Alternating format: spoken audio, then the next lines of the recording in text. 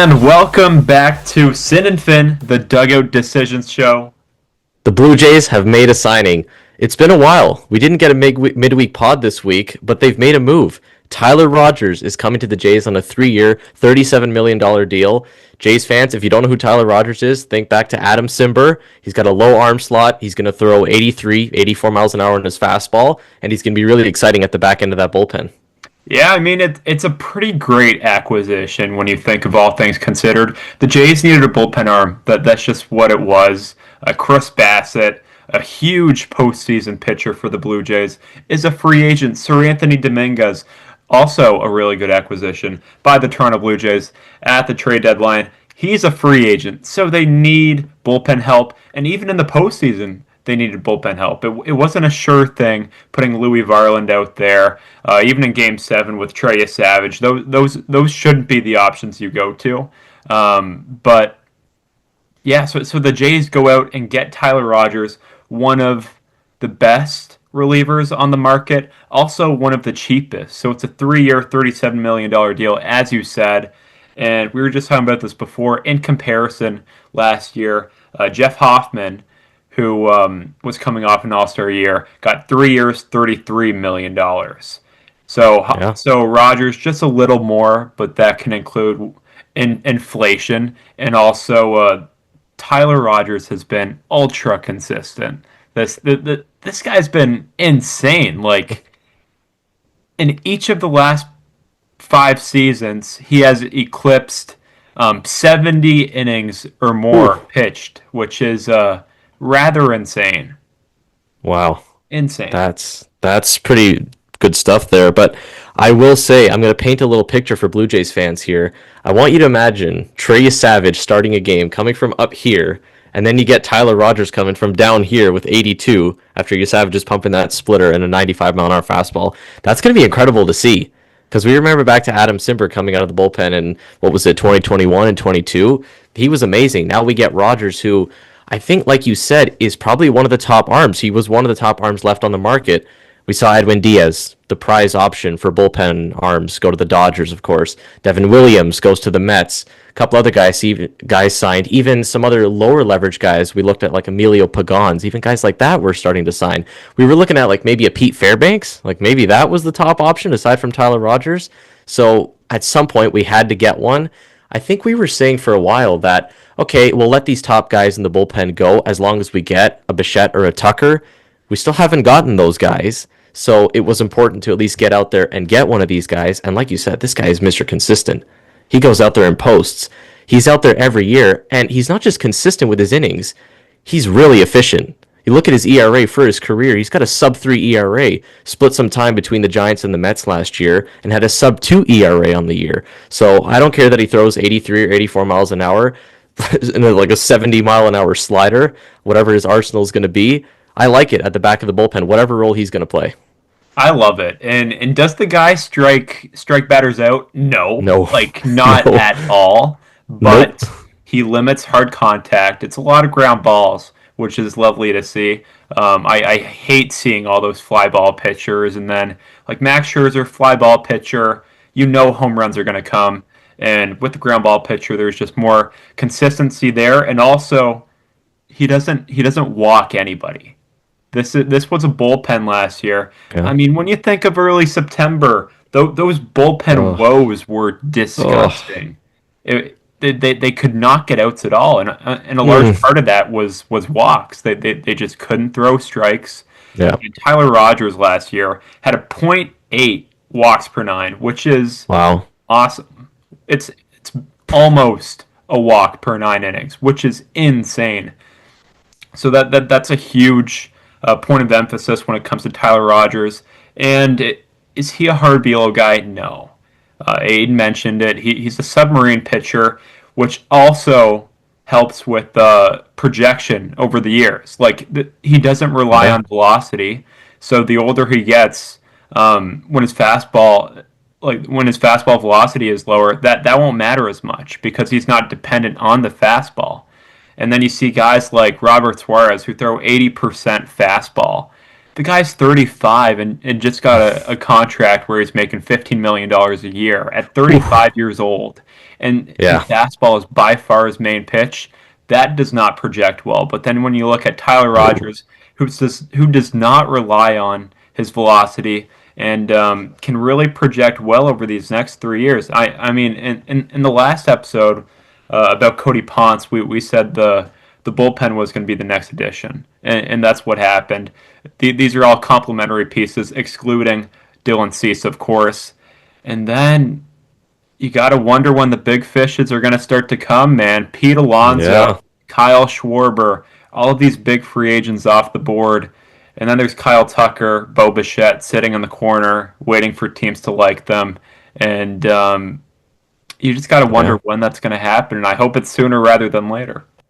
Yeah, and I think looking back, we're going to be okay with not going after Diaz and Suarez and some of these other top bullpen guys. We needed someone, and I think this was a good move with Rogers. The 2024 Jays bullpen is probably going to be one of the worst bullpens we've ever seen. The 2025 one obviously wasn't that bad, but there were some signs of some issues going forward. When you look at the bullpen, the guy that threw the most innings in that bullpen was Yariel Rodriguez. He's probably not even going to be on the team next year, right? He was DFA'd. Nobody even picked him up on waivers because I don't know, the underlying numbers must have not been great with him. Brendan Little threw almost 70 innings for this team. I don't even want to talk about Brendan Little anymore. We saw the warning signs with Jeff Hoffman, right? So they were able to make it through. Sure, they squeaked to the end to actually somehow get to game seven with that bullpen, but you can't run it back. You need reinforcements, and that's what Rogers is. And yeah, I wonder what's the move with Tucker? What's the move with Bichette? I see with Bichette the news about the Red Sox potentially going after him. They have a Zoom meeting with him, and less than a day later, they're seemingly out on Bichette. So I don't know what the deal is here. The markets for these guys really don't seem that strong at this point. We've talked about what are some of the potential fits for these guys. Like, are the Mets going to go after a Kyle Tucker? We've talked about this. They got a Juan Soto contract that's almost $800 million. They got that big Lindor contract. They wouldn't even pay Pete Alonso, their own guy. They got rid of Brandon Nimmo. Are they really going to go after him? The Dodgers, are we really doing this? Are the Dodgers really going to somehow end up with Kyle Tucker? There doesn't really seem like a perfect destination for these guys other than the Jays. I don't want this Jays bias to come out, but it really feels like we're destined to go after at least one of these guys, and I know we've said we want both. Yeah, well, we got to cut out all of the rumor stuff. Like JP Morosi is just feeding Oh, all of these rumors that he really is. this team likes this guy, that this team is rumored to be into this guy. The reality of the fact is, like, one conversation could change the whole aspect of a negotiation. So that there's really not a front runner. And as much as we love to say, "Oh, the Jays are the front runner. Oh, it's the Jays and the Mets to get Yep. Kyle Tucker," it's just a huge back and forth, and all of these agents trying to spew rumors through reporters. Scott Boris, looking at you, and so really try to ignore all the JP Morosi, all the rumors that are on social media right now. I mean, Alden Gonzalez, a Dodgers reporter this morning, said, "Oh, the Blue Jays are willing to spend 400 million for Kyle Tucker." This is a Dodgers reporter that is being told this so that Yeah. the Dodgers can up their bid for Kyle Tucker. Like, it may look fancy. Okay, the Jays are going to get Kyle Tucker, and it's very fun to see in a very slow offseason. But we just got to stop looking at the rumors, myself Yeah. included. Um, but it is mighty intriguing to imagine Yeah. Kyle Tucker, especially as you said, looking at the market. Like, these aren't rumor stuff; it's reality. The Yeah. Mets aren't spending like they typically do, and the No. Dodgers are reluctant to give Tucker a long-term deal, and these are all facts, and that just leaves the Toronto Blue Jays sitting in the corner with a whole bunch of cash. Mark Shapiro Yep. got extended today. Congrats, Mark! But Yeah. boy, he could give Kyle Tucker a whole lot of money, and hopefully that happens very soon. And these are all complementary pieces, as we said. Tyler Yeah. Rogers, as good as he is not our closer. And No. Ross Atkins said this earlier. Hey, Jeff Hoffman. The good thing about Jeff Hoffman is he's not glued to the closer role, and then that made us, oh, Edwin Diaz and the trumpets in the Rogers Center. Like we got pulled into that. We'll admit it, Yeah. but they might still stick with Jeff Hoffman. I think we're leaning towards that right now. There are very few legitimate closing options still available. Brad Keller, maybe, but they picked Tyler Rogers seemingly over Brad Keller and the other free agents and gave him a lucrative deal based on the rest of the market. Yeah. Look, we're all guilty of looking at the rumors in the off season, Yeah, right? man. Because what else are you gonna do? It's middle Yeah. of December. It's cold outside. Nothing's really happening in the baseball world, so we're just scrolling Twitter all day, hoping that something happens, and that's just the reality of it. But I remember back to when we made that video. I think it was our off season preview, and we said that yeah, Diaz was maybe that was wishful thinking going after him, but right after that, I remember we both agreed Rogers is a great secondary option. Sure, he doesn't have to be the closer. Are they going to get a Keller or a Fairbanks and try and turn one of those two into the closer? I don't know. I think at this point, there aren't that many high end closers left on the market that they can go after. So probably it is just going to be Hoffman left, and maybe Rogers is your setup guy. Maybe he's a seventh inning guy, something to that effect. But again, just looking at this bullpen that they had last year, there were also a lot of rookies that came through. We had to rely on a Braden Fisher, on a Mason Fluharty, a couple other guys that came up. Just looking at the bullpen here, like again, we had a Chad Green throwing innings in Oh the man. beginning of the season. Oh man. Tommy Nance, albeit sure he was great for us, but is he really going to continue that? Like Paxton Schultz was getting innings. Sure, we have a Louis Varland now. Does he potentially turn into something? He's got high velocity. There's a lot of talk of is he going to be a starter? Is he now a closer, or is he just married to a seventh, eighth inning role? I don't know. He's probably warming up in the Jays bullpen right now. I don't know. But this is a good move for the Jays with Rogers.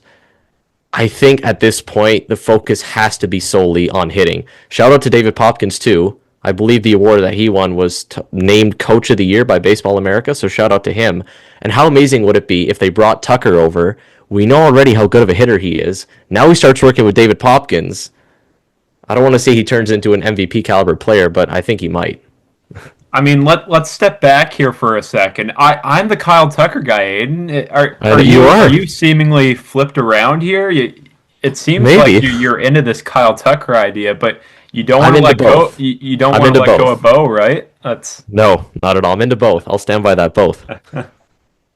Oh my goodness. So this was a really good move for the Toronto Blue Jays. There's still more to come. As we have mentioned, lefty relievers has been a problem. Brendan Little, Mason Fluharty included, just couldn't really get lefties out. And in the postseason and the World Series, Fluharty had his moments, but certainly isn't a reliable option. There's still guys out there. You think about Danny Coulombe. Love me some Danny Coulombe. He's pretty awesome. Caleb Tealbar, he is also a Yeah. really good left-handed pitcher. So left-handed relievers go for not a lot of money. I think Hobie Milner just signed Yeah. this past week, and I think it was like $3.5 million a year. Like it's very very little. So I would like to see the Jays go out get a left-handed reliever, one who's been consistent and can be their number one lefty out of the pen, a guy they can go to against left-handed hitters next season. Yeah, and looking at this bullpen again, like you mentioned, with the lefties, like Eric Lauer also was another lefty option, but he was bouncing between a starter role and a relief role. You got to figure he's probably going to do that again next season, right? There's going to be an injury, there's going to be some poor performance. He's probably going to fill into that role. So you're left with Little and Fluharty, and again, we've spoken enough about Brendan Little, and again, Fluharty was a rookie, so yeah, maybe a Caleb Thielbar if they go out and get that. I wouldn't mind that. I wonder at this point because you mentioned getting away from guys that are walking a lot of batters because that's what the bullpen was bad at last year. There were far too many walks. We'd see a Yariel Rodriguez come in the playoffs, load the bases, and then the next batter would come up with a new pitcher and there's a couple runs knocked in, or there's a grand slam or something to that effect. Or Brendan Little would do the same thing. So I wonder if there could be a potential reunion with Sir Anthony Dominguez, who is a high velocity guy but struggles with command. We mentioned that Max Scherzer and Chris Bassett, it's probably unlikely at this point, right, that they're coming back. I saw a report that it's not impossible that they come back, but where's the fit? I mean, the fit's not really there at this point when you get Cease and Ponce. So I just wonder at this point, with the guys that are left in the reliever market, would they entertain a Dominguez reunion, do you think?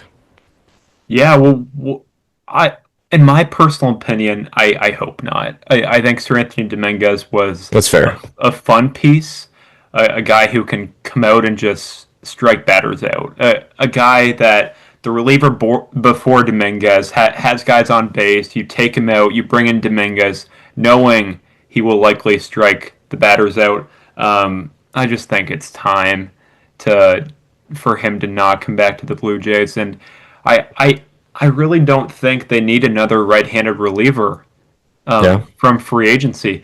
You mentioned this; they have a lot of depth. Just before this, I think it's the second lowest arm angle was Chase Lee of the Detroit Tigers, and Wow. the Blue Jays acquired him.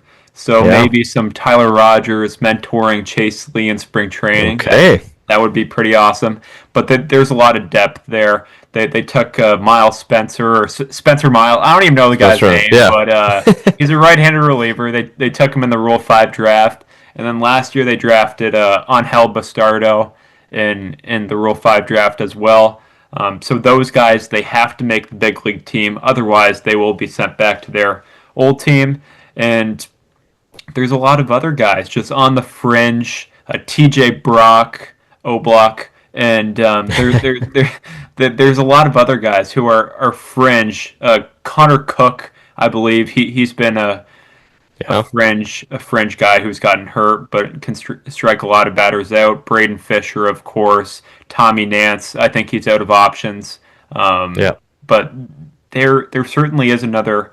There certainly is a lot of options and a lot for the Jays to choose from. Now, a big thing here is okay. The Blue Jays traded for Chase Lee.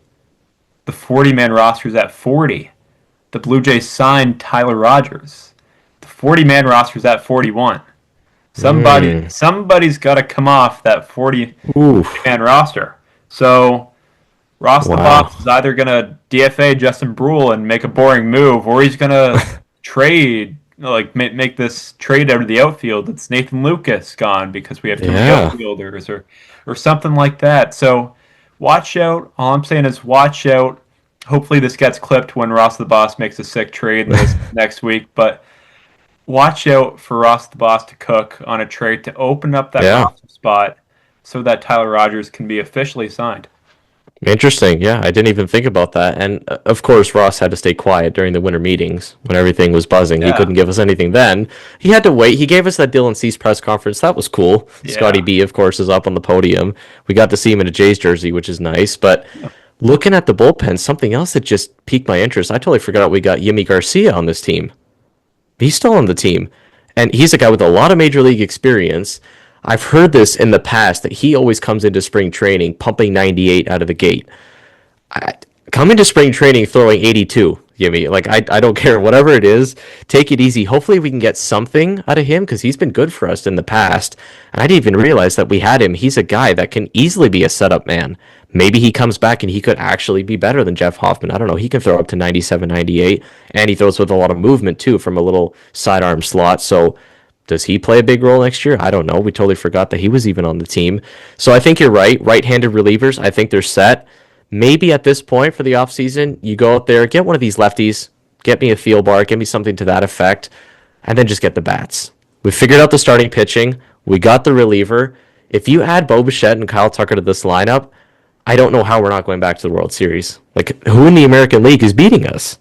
Look at it. Sure, are the Yankees the biggest competition? We just beat them last year, and we didn't even have Kyle Tucker on the team, and we threw a bullpen game, one of the games. The Astros didn't even make the playoffs. Are the Mariners like the biggest competition? I don't know. There really seems like a path for us to get back to the World Series, and especially getting Kyle Tucker, you would do that. And I think back to the 92 and 93 teams. This is a little different because sure they won it in 92, but they went out there in 93 and they made a lot of moves. They went out there, and I think Paul Molitor was one of the moves that they got, and he ended up being like a World Series MVP. So they went out there after winning, just like the Dodgers are doing now. They win, then they go get Edwin Diaz. So we were that close. Go get me Kyle Tucker and Bo Bichette, and I think we'll be that much closer to winning it. Yeah, I mean, our division is the hardest division in baseball. You can look at the Yeah, NL. Okay, it's the Dodgers, the Padres, the D-backs all in one division. That's very difficult. Man, the AL East is spending like crazy. This is Pete Alonso to the yeah, Baltimore Orioles. I love to hate on the O's, but this is a fantastic acquisition, and their lineup is dangerous. So their lineup was very good without Pete Alonso. Ryan Mountcastle yeah, would kill us, maybe that's why. And they added this elite first baseman, and very intriguing for them, but intimidating for all the other teams in the AL East. So I mean, Ross came out in an interview this week and said, "Yeah, like I think our team could be pretty much good to go. Like I think we have a lot of good players. That's a bunch of yeah, crap." Okay, he's just spewing this. You got to make moves. Okay, you got to make moves. It's the AL East, and are the Yankees going to make moves? I who cares? Who cares? Okay. yeah, But you got to make moves, whether that's Kyle Tucker, whether that's Bo Bichette, whether it's both. Whether it's both. yeah, That's a pretty crazy thing to say, but Kyle Tucker's market, as we just mentioned, is minimal. Could he get under 400? Could he get under 300 million wow, dollars?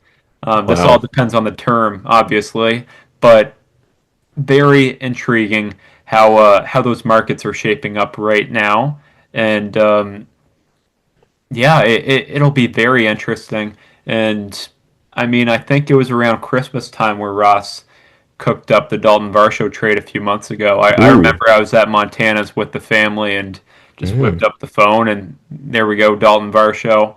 I think it was like the 20th or the 21st. So he doesn't mind cooking around Christmas. Okay, this guy yeah, stays after work. He works hard, and he's working hard for the Toronto Blue Jays to go back to the World Series, and it's very fun to watch. I mean, this is a guy we just spent $37 million on, right? He's a yeah, reliever. He's a reliever. Like yeah. the Rays. I can't remember the last time the Rays spent $37 million on a free agent. And Oh, the of the course, Rays. you could say this about any small market team, but that's just the perk of having great ownership. And I feel like I say this every episode, but it's fun to be a Blue Jays fan, fun to spend, fun to win. Yeah. Should be very intriguing how the rest of the offseason goes. Yeah, it was really refreshing to see during Cease's press conference where he's talking about the Jays almost in the same light as the Dodgers. Yeah, I know we've talked about this a lot, but can you imagine just a year ago where we were at this time? Like seriously considering blowing the whole thing up, and now we're in the same conversation as one of the turning into somewhat the greatest dynasty ever. It's turning into one of those teams. If they go out there and trade for Tarek Skubal, that's just unfair at this point. If they really go out there and do that, I don't know how anyone's going to beat them. But the fact that Cease came here, he could have gone to the Dodgers. I'm sure they could have fit him in if they're looking at Skubal, but he picked the Jays, and he talked about it going through all the presentations that he went through with all the teams, all the interviews, all the coaches, all the general managers that he met, and he felt the most impressed by the Jays. That's saying something. This isn't a guy that we're signing for like Cody Ponce. No disrespect to Cody Ponce, but it's a $30 million deal. He's coming over from the KBO. This is Dylan Cease, multiple top five Cy Young Award finishes, over $200 million, and he's talking about the Jays as one of the top echelon teams. And quite frankly, we should be there. We're representing a country, right? So we'll see where Ross the Boss goes next. So far, this is shaping up to be a pretty good offseason. I don't want to say we're going to have to wait until after Christmas for that Tucker Bichette news, but just the way their markets are right now, I don't think they're ready to sign right away. I think they're just going to see how it plays out a little bit. Most of the big names have come off the board. If I think of who's left, like Alex Bregman, is that one of like the top free agents left? I don't know. I guess we'll see. But whatever Ross has next, I can't wait to see it. I'll stand by it. I want both. If we end up just with Tucker, I won't be upset. I'll just make that clear. I'm not going to be upset if it's just Tucker. That's going to be amazing. He posted a video the other day and Vlad commented with the eye emoji on that. Is he recruiting him? I saw early in the offseason too, Miles Straw was saying he would babysit his kids. Or maybe that was his wife that was going to do it. But anyhow, all the Blue Jays players are trying to recruit this guy. It'd be amazing if they were able to get him. And man, I'm just really looking forward to spring training at this point. Like, let's just get there. Let's get these big fish and let's get to spring training. Yeah, 100%. And it's not only Dylan Cease who has these glowing remarks about the Toronto Blue Jays. It's Scott Yeah. Boras. Scott Boras, Yeah. a guy who goes out and rhymes his head off like way too much. It's pretty absurd. Uh, But he said he thought that the Jays could be within a top five spending team, and they're reaching that pinnacle. Scott was saying. yeah. And then even today, Cody Ponce on the Baseball is Dead podcast said that Yeah. he was asking players around the league, hey, like, got the steal from the Blue Jays. How are they? And then all these players are saying they're such a great organization. They're so good with family. You're going to have a blast there. Like, just glowing remarks. And that shines back on Mark Shapiro, Ross Atkins, pouring in resources, the player development complex, the suite for the spouses, the play place for the children in Rogers Center. All of these resources you didn't think meant anything actually mean something, and the players Yeah. value that highly. And you're starting to see that and just see them give in to those desires and to become Toronto Blue Jays, and it is Yeah. amazing, and it's just so fun to talk about these free agents, and they're big free agents at that we're signing. Yeah, absolutely. So we can't wait to see where Ross the Boss goes next. He's been cooking lately. He had to stay quiet during the winter meetings, but we'll take it. We got Tyler Rogers. He'll be at the back of the bullpen. Stay tuned for more Blue Jays content coming your way, and stay tuned also. We potentially will be having a special guest joining us very soon, so stay tuned for that as well. Thank you for tuning in. Thanks for listening, guys. Go Jays! Go Jays!